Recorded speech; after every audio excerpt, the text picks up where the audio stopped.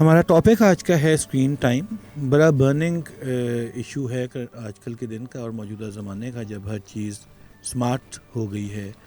Gadget smart ہو گئے ہیں، آپ کا لیونگ سٹائل سمارٹ ہو گیا ہے، آپ کی ٹی وی سمارٹ ہیں، آپ کے فریج، ریفریجریٹرز، اے سی، آپ کے home devices, every thing has becomes, even clothing آپ کے جوتے، سب چیزیں جو ہیں جو اسمارٹ کی طرف ٹرینڈ بڑھ گیا ہے.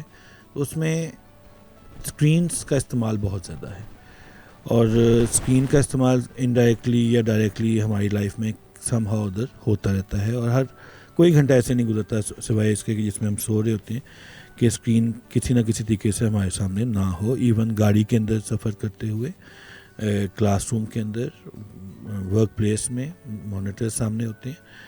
کسی بھی آپ شعبے سے منسلک ہوں، کسی نہ کسی فارم میں ہمارا اسکرین کے ساتھ سامنا ہوتا ہے، اور اس میں ریز جو ہیں وہ سامنے آتی ہیں جو کہ سم ہاؤ ادر انٹریکٹ کرتی ہیں اور ہیومن ہیلتھ کو افیکٹ کرتی ہیں.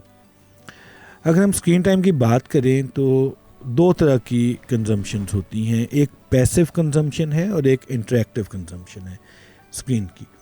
جو پیسو کنزمپشن ہے اس سے مراد یہ ہے کہ کوئی بھی ایسی چیز جس میں صرف آپ دیکھ رہے ہو، جیسے ٹی وی واچ کر رہے ہو، لیپ ٹاپ کے آگے کوئی چیز آپ دیکھ رہے ہو جس میں آپ خود کچھ نہیں کر رہے، لیکن اگر آپ انٹرنیٹ کو یوز کر رہے ہو، براؤز کر رہے ہو یا گیمز کھیل رہے ہو تو وہ انٹریکٹیو کنزمپشن ہے آپ کی. دو طرح کی اسکرین کی کنزمپشنز ہوتی ہیں. اور کسی زمانے میں آج سے 30-40 سال پہلے جو کمپیوٹرز کے مانیٹرز ہوتے تھے اس کے آگے ایک الگ سے اسکرین لگائی جاتی تھی، اور اس کی نوب سی پی یو کے ساتھ لگا کے، اب تو لوگ بھول گئے کہ سی پی یو کیا ہوتا ہے، تو سی پی یو کے ساتھ لگا کے ارتھ کیا کرتے تھے تاکہ اسٹروب ریز جو ہیں وہ ایبزارب ہو جائیں، اور وہ ایپیلیپسی انہانس کرتی ہیں، وہ جا کر آئیز کو اور برین کو ڈیمیج نہ کریں.